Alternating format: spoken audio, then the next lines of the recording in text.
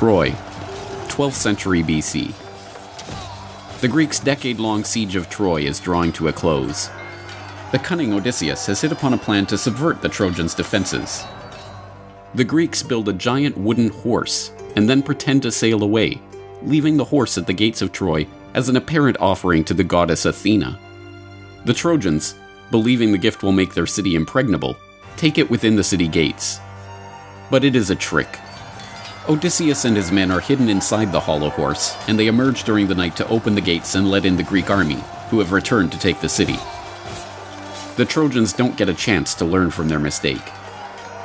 The Greeks sack the city and massacre its inhabitants. The Trojan horse was the earliest recorded military psyop. The lesson of the story, recorded in the council to "Beware Greeks bearing gifts," is that we should not let down our defenses when an erstwhile enemy offers us aid. Today, that counsel is as useful as ever, but today's tricksters have donned the mantle of philanthropy, and their Trojan horses are not wooden statues, but non-governmental organizations offering aid to foreign nations. The bitter truth is that in a surprising number of cases, NGOs are the deep state's Trojan horses. This is the Corbett Report. In 2015, Kyrgyzstan made what might seem at first glance to be a surprising move. It cancelled a cooperation treaty with the US that had been in place since 1993. The treaty granted tax breaks and customs privileges to organizations like the U.S. Agency for International Development, USAID, and gave their workers diplomatic immunity in the country. All of that came to an end after the U.S. granted a human rights award to Azimyan Askarov, an activist swept up and thrown in jail for creating a threat to civil peace and stability in society after the Uzbek riots in South Kyrgyzstan in 2010. Reaction from the usual Western outlets was swift and predictable. Kyrgyzstan has lost its mind. Or, to be more precise, it's all Putin's fault. Somehow. But don't worry, the US will continue aiding Kyrgyzstan anyway, whether they like it or not, because that's just how they roll. Go Team America! But Kyrgyzstan is not the only country to crack down on aid from foreign NGOs. In the last few years, a series of countries, including Russia, China, and India, have passed laws placing stricter controls on the operations of these organizations within their borders. Well, Russia is throwing the smackdown on poor little old NGOs, these charitable organizations that were set up. The reasoning behind them, that they might be trying to take down the Kremlin. The Kremlin is moving to ban the U.S.-backed MacArthur Foundation, George Soros' Open Society Institute, and 10 other foreign groups, calling them unwelcome organizations by law. They're also mulling over something called a patriotic stop list. Anyone caught collaborating with these groups, they're facing 6 years in prison. China has passed the country's first law regulating overseas NGOs or non-governmental organizations. The Chinese government always welcomes foreign NGOs to come to China to expand cultural and charity activities, and their achievements are highly spoken of by the Chinese authorities. But there are a few illegal exceptions in which NGOs came to China to harm its national security. The law covers activities of NGOs founded outside the Chinese mainland. They must register with public security authorities and declare where their funding is coming from. India has placed Ford Foundation on a watch list and ordered all funds from the US-based non-profit organization to be routed to recipients only after the Home Ministry's approval. Citing national security concerns, the Home Ministry has asked the Reserve Bank of India to ensure funds given by Ford Foundation to Indian recipients be brought to its notice and dispersed only after its clearance. The ministry said in its order that it wanted to ensure funds coming from Ford Foundation were utilized for bona fide welfare activities without compromising on concerns of national interest and security. An Egyptian court has convicted 43 Egyptian and 16 American NGO workers for working illegally in Egypt while encouraging unrest. The defendants, who were mostly absent from court, were sentenced to up to 5 years in jail. The verdict calls for the closing of U.S. nonprofit groups, such as the International Republican Institute and the National Democratic Institute and Freedom House, which back in 2012, Egypt accused of receiving illegal funding and operating without licenses. So what on earth is going on? Why are all of these countries kicking out all of these US-based non-governmental and quasi-governmental entities? Why would they be opposed to charity and aid? The answer is not difficult to understand. These organizations are Trojan horses, designed to appear as gifts, but containing secret trapdoors through which hidden forces can enter the country and covertly undermine the governments in question. This explanation only sounds outlandish to those who look no further than the organization's names and have no idea of their history of operations. Take USAID, for example. Created in 1961 by executive order, it's a US government agency that seeks to end extreme poverty and to promote resilient democratic societies while advancing our security and prosperity. So why did President Morales kick them out of Bolivia in 2013? Because he's crazy and irrational? Or because USAID ran a program through its remarkably frankly named Office of Transition Initiatives that provided $10.5 million of funding for strengthening democratic institutions throughout the country, including in opposition stronghold areas? Was it paranoia on Morales' part? Or merely the recognition that mealy-mouthed rhetoric about strengthening democratic institutions is a thinly veiled euphemism for overthrowing the government, exactly as leaked diplomatic documents proved was the case for USAID's identically named program in Venezuela? USAID was originally an agency created to provide humanitarian aid and disaster relief to countries in need.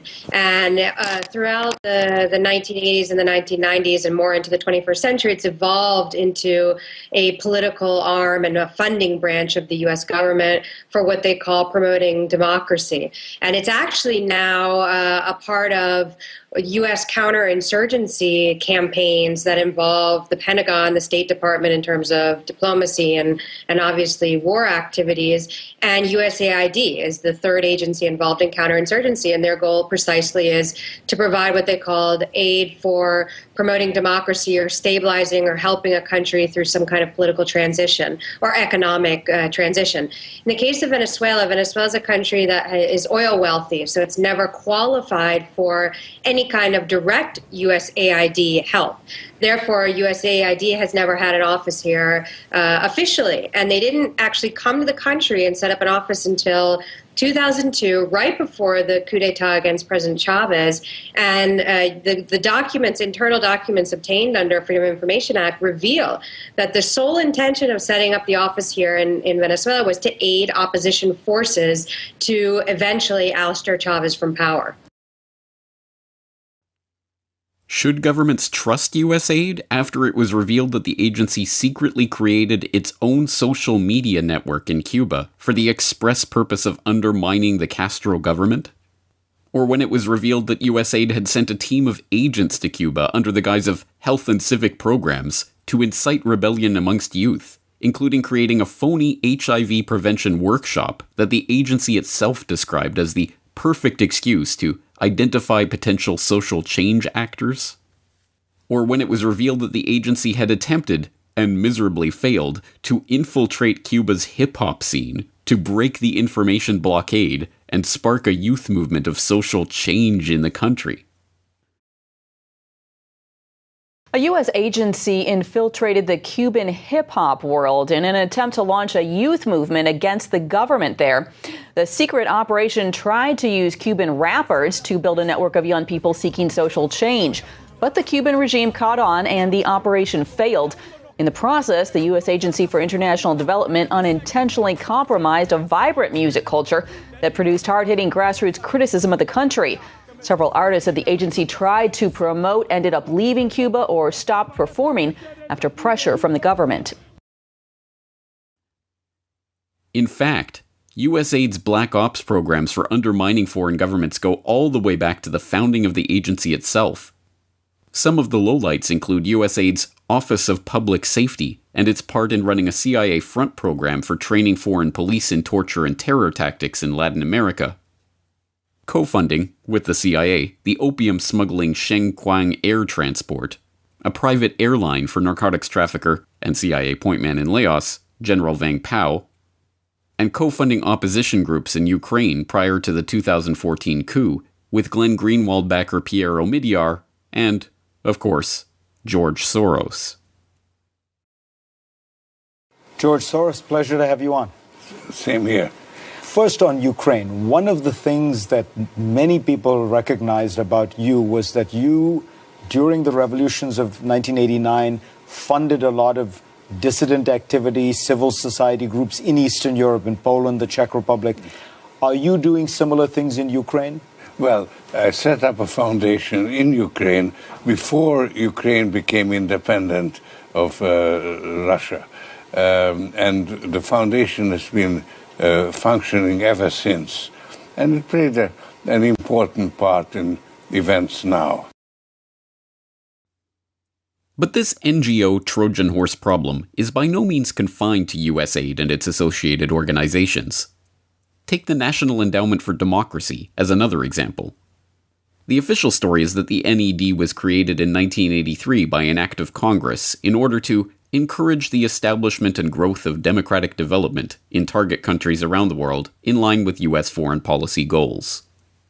The actual story is that the NED was created expressly as a front for funding CIA activities inside target countries, a fact that Alan Weinstein, one of the members of the study group that led to the NED's founding, openly bragged about in the Washington Post. A lot of what we do today was done covertly 25 years ago by the CIA, he was quoted as saying. Even more blatant is an admission by then-Director of Central Intelligence William Casey, who wrote a memo to the White House advocating for the creation of NED, but cautioning that we here at the CIA should not get out front in the development of such an organization, nor do we wish to appear to be a sponsor or advocate. The NED's participation in covert destabilization campaigns rivals that of US aid, and, like US aid, involves too many operations to detail them all here. Lowlights include bankrolling the Project Democracy program that became the core of Oliver North's secret government during the Iran-Contra years, manipulating the elections in Nicaragua in 1990 to oust Ortega and the Sandinistas, overthrowing the government of Bulgaria in 1990 and Albania in 1991, and backing every major color revolution of the modern period, from the Rose Revolution in Georgia to the Tulip Revolution in Kyrgyzstan and Orange Revolution in Ukraine a decade ago, to the recent, unsuccessful Electric Yerevan in Armenia, and many others in between. What about Ukraine? I understand there are a few organizations that have been involved in Ukraine trying to disturb that government. Of course, we have visited on this subject quite a bit, but I didn't realize how much the NED is involved over there. And this is a big issue because I think the argument could definitely be made that NATO should have ended after the Cold War, but definitely the National Endowment for Democracy should have been ended after the Cold War. Instead, they say, like with every government program, no, now's the time we need more. But in Ukraine, just this past year, this is an interesting article written by the president of the National Endowment for Democracy. He's president for life. Karl Gershman. I know this might shock you, but he's actually a Trotskyite. He was a founder and member of a communist breakaway party, Trotskyite Social Democrats USA. He wrote an editorial in the Washington Post September of 13, just before the events happened in Ukraine. And he wrote, as the president of the National Endowment for Democracy, he said, Ukraine is the biggest prize. Yeah. And he mentioned that Ukraine's choice to join Europe will accelerate the demise of the ideology of Russian imperialism that Putin represents, and Putin may find himself on the losing end, not just in the near abroad, but within Russia itself. So his real goal is regime change. He spelled it out just before all of these events took place. Now, these types of Trojan horse operations have been used hundreds of times in the past, and there is no sign that the deep state is ready to abandon the trick now. Quite the opposite. It worked during the Arab Spring, when even the New York Times blithely admitted that the leaders of the protests had received training and financing from groups like the International Republican Institute, the National Democratic Institute, and Freedom House. And the State Department blithely admitted that they spent $50 million helping activists in the region network, communicate, and organize with each other through Trojan horse NGOs like Movements.org. The deception also worked in Syria, where leaked documents proved the US had been providing millions of dollars of support to opposition groups in the country since 2006 through a variety of Trojan horse NGOs like the Movement for Justice and Development. And as we saw earlier this year in The White Helmets Are a Propaganda Construct, even first responder groups like the Syria Civil Defense, founded by an ex-British military intelligence officer, have been used as Trojan horses to spread propaganda and advance the agenda of the US and its allies in their quest to topple President Assad. Let's be clear. This is not to say that all NGOs are Trojan horses. It is not the case that every group or program that receives money from US aid or the National Endowment for Democracy or a similar organization is thereby automatically a deep state change agent. That is not how the Trojan horse technique works. No, what makes these NGOs so effective as disguises for regime change operations is that much of the time, they are doing what they claim to be doing, providing aid, assistance, and charity where it is needed. It is for this very reason that the US and its allies can so effectively smear NGO skeptics as crazy. But consider this. In 1938, the US Congress passed the Foreign Agents Registration Act, FARA. With the notable exception of AIPAC, NGOs, lobby groups, and individuals who are representing a foreign agent are required to register under the Act and are subjected to greater scrutiny of financial records and other activities. The irony is that FARA is essentially the same type of legislation that has recently been passed in China, but when the Chinese do it, it's craziness. When the US did it 70 years ago, it was just good common sense. Once again, the hypocrisy is evident for those who wish to see it. If there is any good to come out of this, it is that the public is increasingly aware of these types of covert activities. Perhaps more to the point, victims of these operations are now more willing to stand up to the US and suffer its potential diplomatic wrath by scrutinizing, monitoring, watchlisting, regulating, or even kicking out these agents of chaos. And now, just like the Trojans thousands of years ago, the world is learning the hard way that sometimes a gift is better left unopened.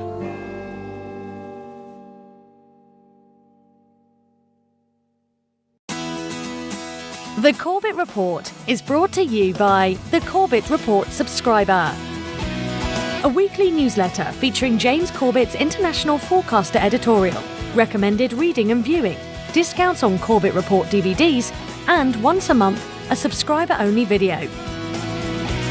Sign up today to start receiving your copy at corbettreport.com/support.